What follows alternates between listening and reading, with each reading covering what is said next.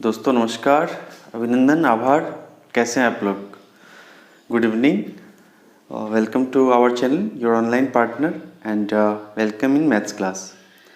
तो हम लोग मेंसुरेशन पे डिस्कस कर रहे थे, स्पेशली जो ट्रायंगल का जो एरिया था वो कंप्लीट हो गया था। और पिछले क्लास में हमने डिस्कस किया था जो डिफरेंट टाइप्स ऑफ क्वाड्रिलेटरल, जैसे रेक्टेंगल, स्क्वायर, पैरेललोग्राम हो, समांतर चतुर्भुज हो, सबलम चतुर्भुज हो, समचतुर्भुज हो, इसका हम लोग पेरीमीटर और एरिया हम लोग देख रहे थे। और उसका डेरिवेशन भी देख रहे थे कि किस तरह से जो है उसका फार्मूला जो है फाइंडिंग होता है, कैसे उस फार्मूला को हम लोग निकाल सकते हैं। तो चलिए पहले एक बार हम लोग रिवीजन कर लेते हैं। उस पर बेस्ड जो सीटेट आपका जो हाल फिलहाल का जो एग्जामिनेशन हुआ था दिसंबर 2019 और जुलाई 2019 दोनों में जो है आपका जो है क्वाड्रिलेटरल के एरिया से क्वेश्चन आया हुआ है, तो उसको देख लेंगे। और फिर हम लोग डिस्कस करेंगे सर्किल का प्रॉपर्टीज़ है। और बाय द वे जो उसका ज्योमेट्रिकल पार्ट था वो हमने डिस्कस कर लिया था, जो प्रॉपर्टीज़ था। तो आज हम जो डिस्कस करेंगे बस जो मेंसुरेशन पार्ट है उसका एरिया, पेरीमीटर, इसके बारे में, सर्किल से रिलेटेड जो भी होगा उसके बारे में चर्चा करेंगे। तो चलिए पहला देखिए, रेक्टेंगल और स्क्वायर ये दोनों तो बहुत क्लियर होता है। इसका जो पेरीमीटर है रेक्टेंगल का क्या हो जाएगा, 2 गुना लंबाई प्लस चौड़ाई। और जब पेरीमीटर की बात करेंगे तो 2 लेंथ है, 2 ब्रेड्थ है, तो सबको जोड़ने के बाद 2 इंटू एल प्लस बी हो जाएगा। स्क्वायर जो है तो स्क्वायर में चारों साइड इक्वल होता है। तो चारों साइड जब इक्वल है तो उसका जब पेरीमीटर आप निकालने के लिए जाएंगे तो क्या हो जाएगा, मान लीजिए यदि एक साइड उसका ए हो तो ए प्लस ए प्लस ए प्लस ए, मतलब 4 इंटू एक भुजा जो होगा वही आपका वर्ग का परिमिति हो जाएगा।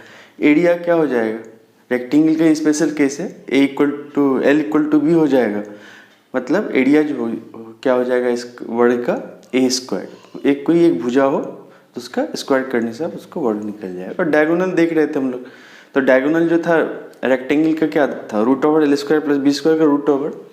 और जो स्क्वायर का क्या हो जाएगा, तो दोनों सेम है, तो √2 इंटू भुजा, वही आपका डायगोनल का लेंथ हो जाएगा। अब तो ये देखिए, ये दोनों छोटी सी बात है, ये बहुत यूज में होता है तो सबको याद ही रहता है। जो याद नहीं रहता है हम उस पर चर्चा करते हैं, जैसे पैरेललोग्राम, रोम्बस और पैरेललोग्राम है। पैरेललोग्राम समांतर चतुर्भुज, समांतर चतुर्भुज का जो है एरिया क्या हो जाएगा, समांतर चतुर्भुज मान लीजिए बना लेते हैं जस्ट रिवीजन के लिए। इसका जो होगा बाय द वे, यदि आप इसका बेस पता हो तो बेस इंटू हाइट करने से तो आ ही जाएगा, बेस इंटू हाइट करने से तो इसका जो है एरिया आ ही जाएगा किसी भी जो पैरेललोग्राम का। ठीक है, दूसरा क्या हो सकता है, देखिए एरिया निकालने के लिए मान लीजिए बेस और हाइट हमको प्रोवाइड नहीं है, तो इस केस में तो क्या प्रोवाइड किया जाता है, ये देख लीजिए, एरिया इज इक्वल टू ये हो जाएगा।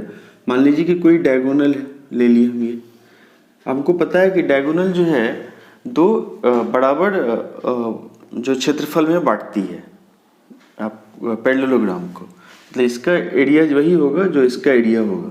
मतलब किसी एक ट्रायंगल का एरिया निकाल लेंगे, उसको 2 से गुना कर देंगे, तो इस केस में क्या आपको प्रोवाइडेड रहेगा, जो एक डायगोनल का लेंथ है, मान लीजिए इसका नाम बोल देते हैं डी, और इसका नाम जो है बोल देते हैं एच, जो परपेंडिकुलर दिया गया है। तो इस केस में क्या हो जाएगा, देखिए half into D into H एक ट्रायंगल का हो जाएगा, उसको डबल कर देंगे, मतलब क्या हो गया डायमीटर, सीधा सीधा आप कह सकते हैं डी इंटू एच, जो ये डायमीटर है और वहाँ से जो परपेंडिकुलर डाला गया वो, ये रहा आपका मेनली पैरेललोग्राम, समांतर चतुर्भुज। ठीक है, समांतर चतुर्भुज का जो एरिया कैसे निकालेंगे, या तो कर्ण या विकर्ण, और उस पर इस पॉइंट से जो परपेंडिकुलर डाला हो गया है इसका लेंथ आपको दिया हुआ रहेगा, या फिर यदि बेस है और हाइट है तब तो आप आसानी से निकाल ही सकते हैं। ठीक है, अब चलिए बात रोम्बस। रोम्बस में क्या होता है कि चारों साइड इक्वल हो जाता है। रोम्बस में जो समचतुर्भुज होता है इसका जो चारों साइड जो है आपका इक्वल हो जाता है। ठीक है, मतलब थोड़ा स्क्वायर की तरह ही है, थोड़ा सा उसको चपटा कर दिया जाता है। ये हो गया रोम्बस। रोम्बस का एक क्या आपका मेन प्रॉपर्टीज है, इसका जो डायगोनल होता है ये परपेंडिकुलर बनाता है। रोम्बस का जो है डायगोनल होता है वो परपेंडिकुलर होता है। अब देखिए इसका यदि आप एरिया निकालना चाहें, यदि बेस दिया हुआ हो और हाइट दिया हुआ हो तो बेस इंटू हाइट तो आप निकाल ही सकते हैं, कोई दिक्कत तो है नहीं। बेस इंटू हाइट कर देंगे आप तो आपका एरिया निकल जाएगा।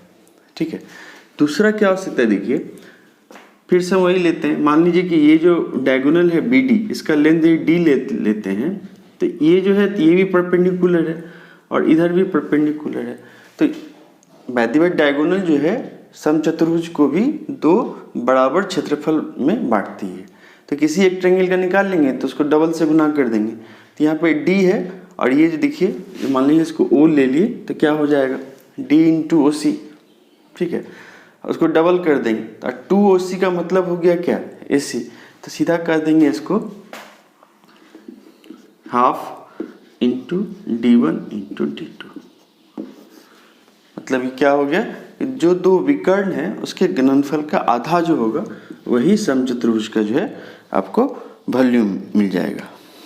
ठीक है, half into D1 into D2।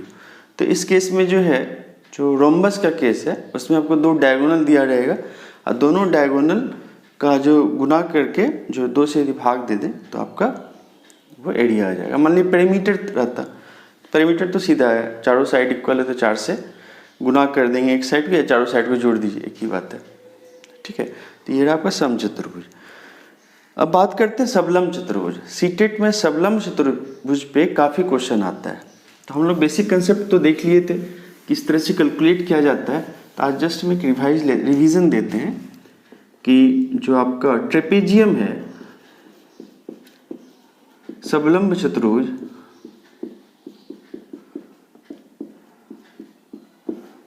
सबलम्ब चतुर्भुज जो है क्या, इसका जब आप निकालने के लिए जा रहे थे एरिया, कैसे क्या होता था, मान लीजिए कि ए बी, इसका प्रॉपर्टीज क्या है, A B parallel to C D होता था, ये ना। तो मान लीजिए कि इसको ए बोल दिए, इसको बी बोल दिए और इसका जो ये एच दिया हो तो क्या हो जाएगा, हाफ इंटू समांतर भुजाओं का योग इंटू एच।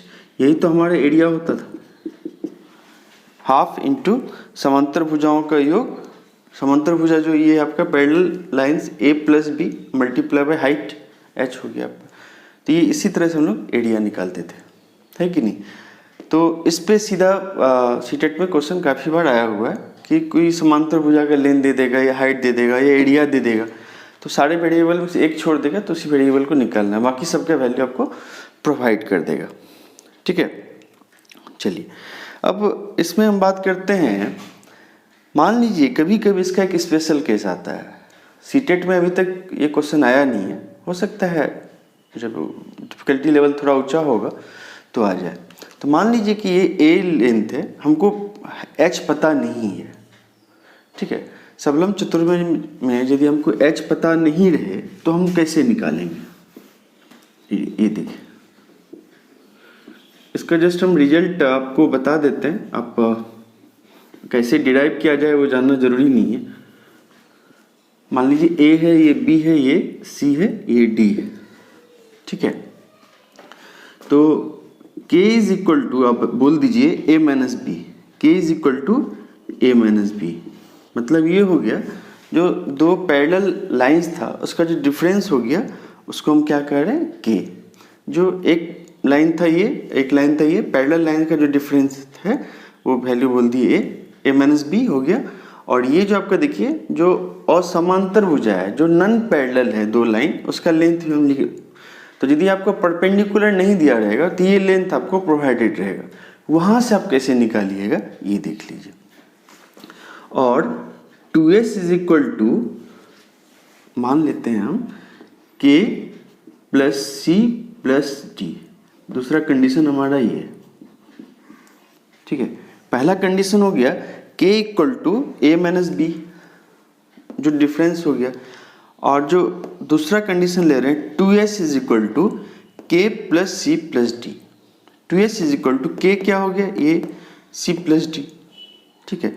तो 2s is equal to K plus C plus D यदि इस तरह से रहे तो हाइट जो होगा आपका क्या हो जाएगा, देख लीजिए 2/k root of s into S minus K into S minus C into S minus D. ये जो है आपका लेंथ ऑफ जो परपेंडिकुलर का लेंथ होगा वो हो जाएगा आपका यही 2/k s into S minus K into S minus C into S minus D. तो दो पैरेलल लाइंस है और दो नॉन पैरेलल लाइन, चारों का लेंथ यदि दिया हुआ है तो वहाँ से आप इस तरह से कैलकुलेट कर सकते हैं। कैसे, जो परपेंडिकुलर डिस्टेंस आएगा क्या आएगा, h equal to 2/k into S into S minus K into S minus C S minus D, ठीक है। ये आपको थोड़ा सा जो हीरो वाला जो फॉर्मूला था ट्रायंगल का निकालने का, स्केलिंग ट्रायंगल के लिए, जो विषमबाहु त्रिभुज के लिए, कि कोई भी साइड जो आपका दिया हुआ है सारा साइड का जो लेंथ है वो अलग अलग हो तो उस केस में कैसे निकाल देंगे, तो इस तरह का हम लोग फॉर्मूला देखे थे। तो यहाँ भी कुछ इस तरह से मिलता जुलता है। बेसिकली यहाँ पे k का वैल्यू हो जाता है डिफरेंस और 2s का वैल्यू क्या हो जाता है, k plus C plus D. तो यहाँ से आप जो है ये रिजल्ट आप कैलकुलेट कर सकते हैं। और जब आपको परपेंडिकुलर यहाँ से आ जाएगा तो उसके बाद आप उसका जो एरिया ऑफ ट्रेपेजियम है वो कैसे निकालिएगा, हाफ इंटू दोनों समांतर भुजाओं का योग और हाइट आपको यहाँ पे h इक्वल टू 2/k, ये वाला जो पार्ट है आपको यहाँ पे आ गया, ठीक है। तो ये रहा आपको तो सबलम चतुर्भुज। अब देखिए ट्रायंगल में कोई भी ट्रायंगल हो यदि उसका साइड दिया हुआ है तो हम लोग निकाल लेते थे बाय द हेल्प ऑफ ये हिडन्स फार्मूला बोलिए या हीरोज फार्मूला बोलिए, एक ही बात है। तो यदि कोई भी क्वाड्रिलेटरल हो तो उसका हम लोग यदि एरिया निकालना चाहें तो कैसे निकालेंगे, उसी लॉजिक पे मान लीजिए कोई भी क्वाड्रिलेटरल हो, कंसेप्ट कि उसका क्या करेंगे, एक डायगोनल पहले ड्रॉ करेंगे। जैसे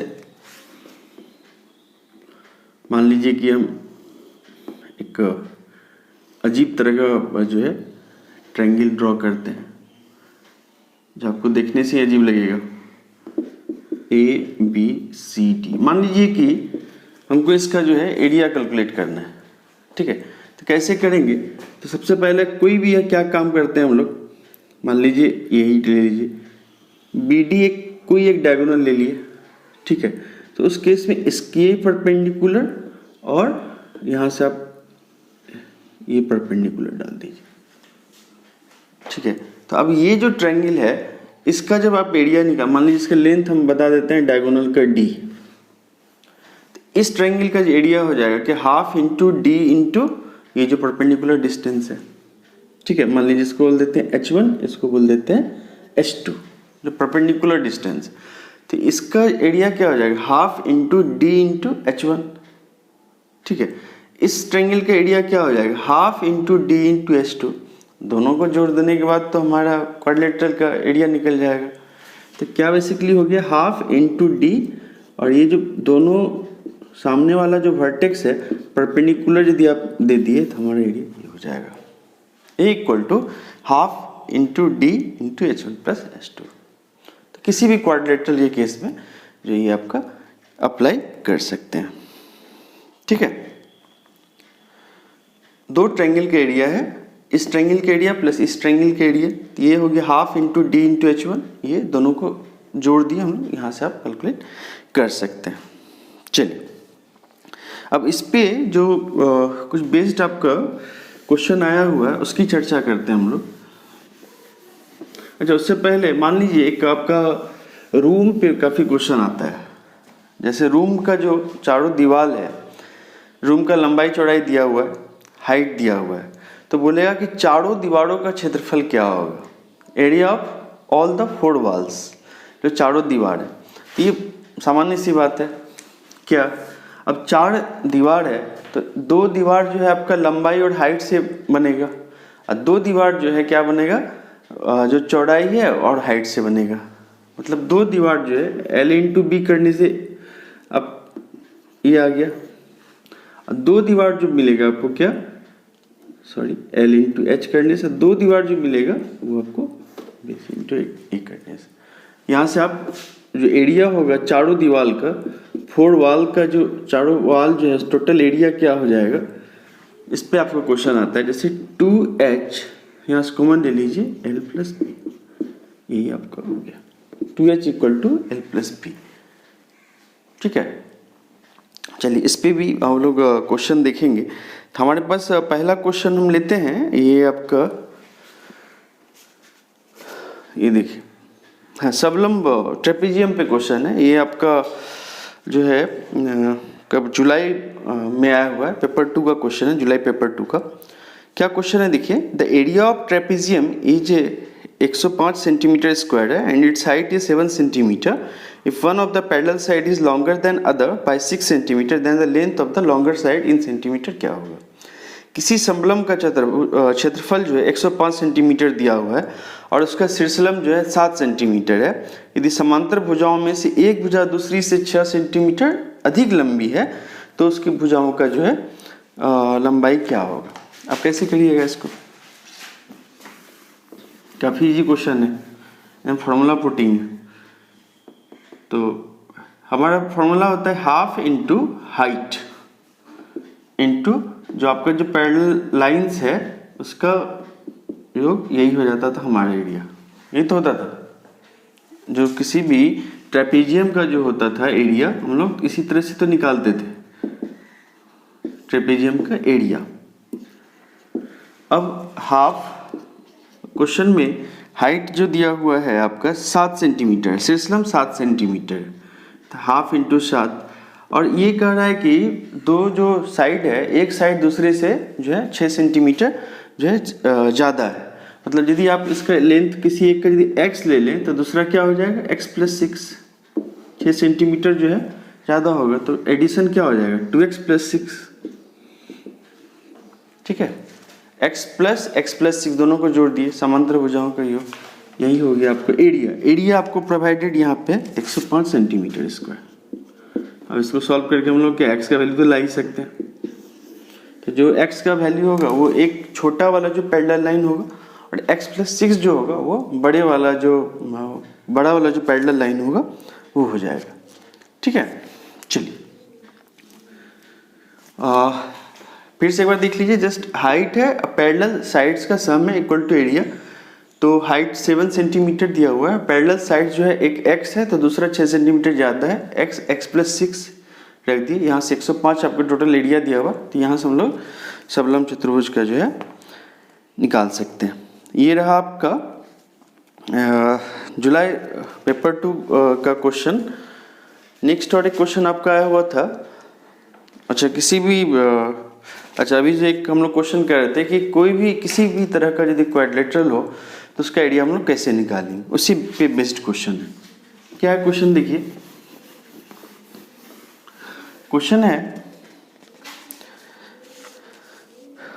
किसी चतुर्भुज का क्षेत्रफल 227.2 सेंटीमीटर स्क्वायर है और इसके विकर्ण पर उसके सम्मुख शीर्षों से डाले गए लंबों की लंबाई 7.2 सेंटीमीटर है तथा 8.8 सेंटीमीटर है, तो इसके विकर्ण की लंबाई क्या होगी। एकदम सिंपल है। हम लोग जो अभी देख रहे थे कि कोई भी क्वाड्रिलेटरल हो तो क्या करते थे हम लोग, यदि एक डायगोनल लेते थे और डायगोनल पर यदि परपेंडिकुलर मान लीजिए h1 प्लस h2 रहे तो यही तो हम लोग एरिया कह देते थे। ऐसा ही तो जस्ट हमने देखा था ये कि एक डायगोनल है, डायगोनल पे सामने वाले वर्टेक्स से परपेंडिकुलर डालते थे h1 h2, तो उसी का तो वैल्यू एरिया हो जाता था। Half into diagonal into h1 एक ट्रायंगल का, half into d into h2 दूसरे ट्रायंगल का। तो यहाँ पे देख सकते हैं आप क्या क्या वैल्यू दिया हुआ है। उसका जो एरिया दिया है आपका 227.2 सेंटीमीटर स्क्वायर और h1 लंबाई जो ये जो दिया हुआ है h1 प्लस h2 का वैल्यू दिया हुआ है ये, और डायगोनल आपको निकालना है मल्टीप्लाई बाय हाफ। ठीक है, ये जो है आपको विकर्ण की लंबाई क्या होगी। सीधा सा क्वेश्चन है, डायगोनल दिया हुआ था और सामने के वर्टेक्स से दो परपेंडिकुलर का लेंथ दिया हुआ है और एरिया जो है दिया हुआ है। अब इसमें एक ही वेरिएबल बच रहा है, तो यहाँ से आपका डी का वैल्यू आ जाएगा। ठीक है, यहाँ से जो आपका डी का वैल्यू आ जाएगा। ये जो 2019 का जो सीटेट पेपर 2 का जो क्वेश्चन आया हुआ था, तो हम लोग उस पर देख लिए कि एकदम जस्ट फार्मूला पुटिंग आता है। अब पेपर 1 में तो जो आएगा इससे भी इजी आएगा, उसमें तो इक्वेशन ही बनाना नहीं रहता। चलिए नेक्स्ट क्वेश्चन देखते हैं इसका। अच्छा, कुछ इस तरह क्वेश्चन होता है, बाय द वे सीटेट में नहीं आया हुआ है, कि जैसे एक गार्डन है, गार्डन के चारों तरफ जो है रास्ता है, तो उस रास्ते का एरिया जो है वो क्या होगा। जैसे एक सिंपल एग्जांपल देख लेते हैं, बस आपको थोड़ा कंसेप्ट क्लियर हो जाए।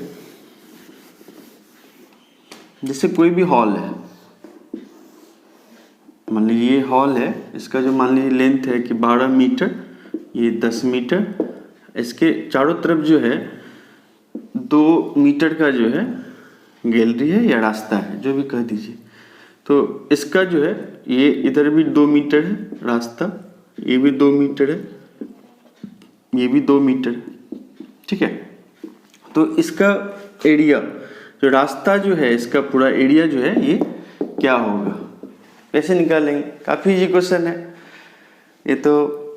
अब देखिए, ये सबसे पहले हम क्या करते हैं, इसको यहाँ पे इसका एरिया निकाल लेते हैं। अब ये 2 मीटर चौड़ा है और इसका टोटल, ये 2 मीटर इधर बढ़ेगा, 2 मीटर इधर बढ़ेगा, तो इसका जो टोटल लंबाई जो हो जाएगा यहाँ से लेके यहाँ तक कितना, 12, 2 14, 2 16 मीटर हो गया। 16 मीटर मल्टीप्लाई बाय रेक्टेंगुलर हो गया, 16 मीटर लंबा, 2 मीटर चौड़ा। तो इसका एरिया जो है, इस पार्ट का जो एरिया होगा आपका कितना हो गया, 16 × 2 32 मीटर स्क्वायर हो गया। उसी तरह ये तो सब एक ही जैसा है, इसका एरिया क्या हो जाएगा, 32 मीटर स्क्वायर हो जाएगा। अब ये जो देखिए, अब इतना सा बच रहा है और सेम उधर भी है, इसका कैसे निकालेंगे। तो ये 10 है, ये 2 है, तो इसका एरिया निकल जाएगा, कितना हो गया इसका 20। उसी तरह इसका भी कितना हो जाएगा 20। टोटल एरिया कितना हो जाएगा 32 + 32 + 20 + 20 कितना हो जाएगा 64 + 40 104 मीटर स्क्वायर। ठीक है, क्या हो गया आपका 104 मीटर स्क्वायर। मतलब जस्ट पहले एक बार एक लाइन दोनों तरफ दे दिए, इसका निकाल लिए, फिर ये लाइन दे दी, इसका निकाल लिए, फिर इस पार्ट का और इस पार्ट का निकाल के सारे को एक साथ जोड़ दिए, वहीं से आपका आ गया। ठीक है, तो ये रहा आपका जो इसमें क्वेश्चन आता है इसमें। ठीक, अब चलिए, आज एक टॉपिक बचा हुआ था जो 2 डायमेंशनल फिगर में बस सर्किल बचा हुआ है। बाकी 2 डायमेंशनल का जो एरिया वॉल्यूम जो है, एरिया जो है हम लोग कैलकुलेट कर ही रहे हैं, और 2 डायमेंशनल वॉल्यूम होता नहीं है। तो वॉल्यूम अब जब हम लोग 3 डायमेंशनल में जाएंगे, तो त्रिविमीय स्ट्रक्चर होगा, वो भी घन घनाभ, जो आपका प्रिज्म पे बात करेंगे, या बेलन शंकु जो था उसके बारे में बात करेंगे। तो वहाँ पे हम लोग एरिया, सरफेस एरिया, वॉल्यूम की बात करेंगे। ठीक है, तो ये हमारा भी चल रहा था 2 डायमेंशनल। तो कुल मिला के सीटेट का जो ट्रेंड है अभी, जो 3 डायमेंशनल पे ज़्यादा फोकस कर रहा है, वहाँ से ज़्यादा क्वेश्चन दे रहा है, वहाँ 2 3 4 क्वेश्चन तक दे देता है 3 डायमेंशनल से। 2 डायमेंशनल से चूँकि थोड़ा इजी है और सबको आता है, तो इसलिए कम क्वेश्चन आता है वहाँ से। 3 डायमेंशनल में थोड़ा सा सोचना पड़ता है, तो वहाँ से ज़्यादा क्वेश्चन फिटेड देता है, यही है। तो बस आज हम सर्किल पे थोड़ा डिस्कस कर लेते हैं। सर्किल, अब जैसे सर्किल है, विथ इसका जो ज्योमेट्रिकल पार्ट था उस पर हमने डिस्कस किया था। तो जस्ट ये कह देते हैं कि जैसे आप रेडियस है, ये कोई सर्किल है, सेंटर जो है O है, तो सेंटर O है और रेडियस इसका R है। तो इसका जो डायमीटर होगा, डायमीटर क्या होता है, जो यहाँ से पास करते हुए जो है आपका सेंटर से पास करते हुए जो है एक सर्कमफेरेंस से लेके दूसरे सर्कमफेरेंस तक जाए। तो डायमीटर हो गया आपको व्यास, रेडियस हो गया त्रिज्या, तो व्यास जो है त्रिज्या का क्या होता है, दूना। मतलब first relation is d is equal to 2r। ठीक है, जो डायमीटर होगा, व्यास होगा, वो त्रिज्या का दोना हो गया। अब चलिए इसका जो आपका परिधि होगा, सरकमफेरेंस बोलिए, या सर्किल कैसे करके पेरीमीटर यूज कर देता है, तो ठीक है यूज कर रहा है, तो पेरीमीटर हो बोले या सरकमफेरेंस बोले, इसका क्या मतलब हो गया पेरीमीटर का, मतलब ये जो बाउंड्री है उसका लेंथ आपको निकालना है। ठीक है, ये जो बाउंड्री उसका लेंथ, इसका लेंथ होता है क्या, तो सरकमफेरेंस यदि हम बोल दें इसको 2πr, यही परिधि, परिधि जो हो जाएगा क्या हो जाएगा, सर्किल का जो परिधि होगा, मतलब यदि इसको हम यहाँ से काट दें, इसको सीधा कर दें, तो उसका लंबाई कितना हो जाएगा 2πr।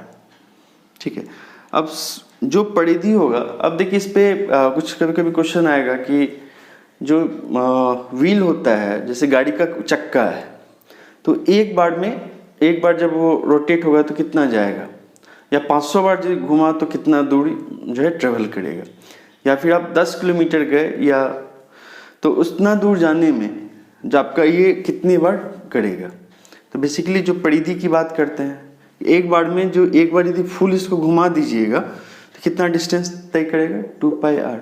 ठीक है, और यदि इसका n रिवोल्यूशन करिएगा, n रोटेशन करिएगा, तो n रोटेशन में क्या हो जाएगा 2πr इंटू n करना पड़ेगा, फिर जाके टोटल डिस्टेंस दिखाएंगे तो वहाँ पे कि इतना किलोमीटर में कितना बार रिवोल्यूशन करना पड़ रहा है, कितना बार रोटेशन हो रहा है जो गाड़ी का कोई चक्का है। ठीक है, मतलब ये हो गया, यदि टोटल डिस्टेंस आपका दिया हुआ है तो क्या हो जाएगा 2πr इंटू n, ये टोटल डिस्टेंस। ठीक है, तो एक बार में जो है, एक बार घूमने में जो है 2πr जाता है, तो यदि n बार घूमेगा तो टोटल डिस्टेंस जाता है। तो यहाँ से n का वैल्यू आपको निकालने के लिए कई बार कह सकता है। ठीक है, तो ये रहा आपको कि परिधि जो होता है क्या होता है, उसका लेंथ होता है, बाउंड्री का जो लेंथ हुआ परिधि, उसका लेंथ क्या हो गया आपका 2πr। अब इसका एरिया क्या होगा πr²। अच्छा, यहाँ जो पाई बोल रहे हैं, पाई कांस्टेंट है जिसका वैल्यू होता है 22/7। इसको आप पॉइंट में भी कन्वर्ट करके काम कर सकते हैं, लेकिन 22/7 यदि किसी क्वेश्चन में रखिएगा तो वहाँ से आपका एग्जैक्ट वैल्यू आएगा, और यदि इसको दशमलव में रखिएगा तो इस जो होता है रेकरिंग हो जाता है, मतलब वो चलते रहेगा, तो वहाँ से आपका जो है थोड़ा सा आता है। तो बेटर है कि प्लेस करिए इसी वैल्यू को 22/7 को, ही आसान रहेगा। तो एरिया जो होगा किसी भी सर्किल का क्या हो जाएगा πr²। ठीक है, एरिया जो क्या हो जाएगा πr², सॉरी हाफ लिख दिए थे, एरिया जो हो गया क्या हो गया, एरिया इसका πr², पाई का जो वैल्यू होगा वो 22/7 हो जाएगा। ठीक है, पाई जो है ये कांस्टेंट है, और ऑल जितना भी रहेगा आपका क्वेश्चन तो उसमें ये कांस्टेंट ही रहेगा। अब चलिए बात करते हैं सेमी सर्किल की। अब यदि सेमी सर्किल ले लें तो इसका जो आपका एरिया होगा वो क्या हो जाएगा, तो जितना पूरा सर्किल का एरिया है उसका यदि हम आधा कर दें तो हमारा सेमी सर्किल का हो जाएगा, मतलब क्या हो जाएगा यहाँ पे हाफ इंटू πr²। अब इसका यदि हम सरकमफेरेंस की बात करें, इसकी परिधि की बात करें, तो आप ये यहाँ पे देख सकते हैं, ये पार्ट है प्लस ये पार्ट है। ठीक है, और ये पार्ट जो होगा ये पूरा हमारा मिल के था 2πr, तो बस इतना सा क्या हो जाएगा, उसका आधा πr, प्लस ये हो जाएगा, इसका कितना हो जाएगा, ये सेंटर से है तो ये r मतलब πr + 2r। ये हो गया हमारा जो कोई भी सेमी सर्किल का जो होगा क्या हो जाएगा πr + 2πr। ठीक है, तो बाउंड्री जो होगा इसका, तो ये तो सारा आपका बाउंड्री दिखाना पड़ेगा ना, इसलिए 2r प्लस जो है आपका πr करने से आपका आ जाएगा। ठीक है, और ये हो गया आपका। अब चलिए हम लोग तो कुल मिला के जो याद रखने वाली बात हुई कि जो इसका पेरीमीटर हुआ वो 2πr और जो एरिया हुआ वो πr²। ठीक है, सेमी सर्किल रहे तो वहाँ से हम कैलकुलेट कर ही सकते हैं। चलिए अब बात करते हैं इसमें लेंथ ऑफ आर्क का। अब देखिए ये पूरा जो है आपको दिया हुआ है 2 पाई आर, टोटल सर्कमफेरेंस दिया हुआ है 2 पाई आर। जब हम आधा की बात करते हैं तो क्या हो जाएगा, इतना डिवाइडेड बाई 2, इतना की बात। यदि हम मान लीजिए कि इतना की बात करें तो मतलब क्या हो गया 1/4 इंटू 2 पाई आर। ठीक है, तो बाय द वे एंगल के टर्म में कैसे लिखा जाता है इसको, मान लीजिए कि कहीं भी यदि थीटा एंगल हो, ये थीटा एंगल हो, तो हमको पूछ रहा है कि इसका लेंथ, ये जो मान लीजिए है A B, arc A B, जो चाप है आपका ए बी, इसका लेंथ क्या हो जाएगा, ये जो आर्क है इसका लेंथ हो जाएगा आपको क्या, तो theta by 360 multiply by 2 pi R. यदि थीटा एंगल है आपका और असीस टोटल 360 बन रहा है, तो 360 पे जो है आपका 2 पाई आर है, तो थीटा पे आपका क्या होगा, तो वहीं से आ गया आपका theta divide by 360 multiply by 2 pi R, मतलब ये जो ए बी है, आर्क ए बी का लेंथ आ गया। ठीक है, मान लीजिए इस पूरा सेक्टर का एरिया यदि बोलेगा, तो इस पूरा सेक्टर का एरिया जो है, सेक्टर कहते हैं उसको, सेक्टर जो त्रिज्यखंड हुआ जो आपका, उसका जो क्या हो जाएगा, सेक्टर ओ ए बी का जो एरिया होगा, सेक्टर ओ ए बी का जो एरिया होगा क्या हो जाएगा, theta divide by 360 into pi R square. Theta divide by 360 multiply by pi R square. ठीक है, तो ये पूरा एरिया यदि आपको पूछे तो कितने थीटा एंगल यदि दिया हुआ है, तो theta by 360 into pi R square, और इसका लेंथ यदि आपको दिया हुआ है, ठीक है, तो आप कैसे निकालिएगा, theta by 360 into 2 pi R. ठीक, अब देख लीजिए यहाँ पे यदि केवल बस ये आपका दिया हुआ है, ये इसका जो है मान लो ओ ए बी, हमको यदि इसका पेरीमीटर पूछ दे, तो पेरीमीटर में क्या हो जाएगा, इसका लेंथ प्लस इसका लेंथ प्लस इसका लेंथ, यही तो होगा पेरीमीटर। और इसका जो लेंथ होगा क्या होगा, 3/360 इंटू 2 पाई आर, और इसका जो लेंथ क्या हो जाएगा आर, और ये आर मतलब 2 पाई आर। तो ये त्रिज्यखंड का जो यदि परिमाप पूछ दे केवल, तो आप कैसे निकालिएगा, theta by 360 into 2 pi R, ये लेंथ प्लस ये लेंथ प्लस ये लेंथ, ठीक है, प्लस 2r। ठीक है, और यदि इसका एरिया पूछेगा तो क्या करिएगा, theta by 360 into pi R square. ठीक, तो ये रहा आपका कुल मिला के जो 2 डायमेंशनल फिगर का जो एरिया या फिर पेरीमीटर निकालना था, वो लगभग कंप्लीट हो गया। नेक्स्ट क्लास में जो हम लोग डिस्कस करेंगे, जो 3 डायमेंशनल फिगर है उसके बारे में देखेंगे। अब प्लस जो आपका 2 डायमेंशनल फिगर से जो भी क्वेश्चन आपका आया हुआ है, उसके बारे में भी हम लोग बात करेंगे। तो उसमें आपका ट्रायंगल से क्वेश्चन बनेगा। तो इसमें क्या यूजुअली होता है कि ट्रायंगल क्वाड्रेटल को मिला के बनाता है क्वेश्चन, तो या फिर आपका क्यूब और उसमें आपका क्या कहते हैं स्फीयर, सब मिला के आपका क्वेश्चन बनता है। तो बेटर होगा कि पहले जो इंट्रोडक्शन पार्ट है इसका वो हम लोग कर लें, उसके बाद जब क्वेश्चन बनाना शुरू करेंगे तो उसमें ज़्यादा सही रहेगा। तो आज के लिए दोस्तों इतना ही, और यदि वीडियो पसंद आए तो वीडियो को लाइक ज़रूर करें। और नेक्स्ट क्लास में जो है हम लोग 3 डायमेंशनल फिगर के बारे में डिस्कस करेंगे। तो 3D डायमेंशनल फिगर थोड़ा पढ़ लीजिएगा आप लोग, क्योंकि 3D को 2D पे दिखाना थोड़ा मुश्किल हो जाता है। तो आप लोग पढ़ लिया तो फिर आसान हो जाएगा। तो आज के लिए दोस्तों इतना ही, फिर नेक्स्ट क्लास में मिलते हैं, तब तक के लिए धन्यवाद।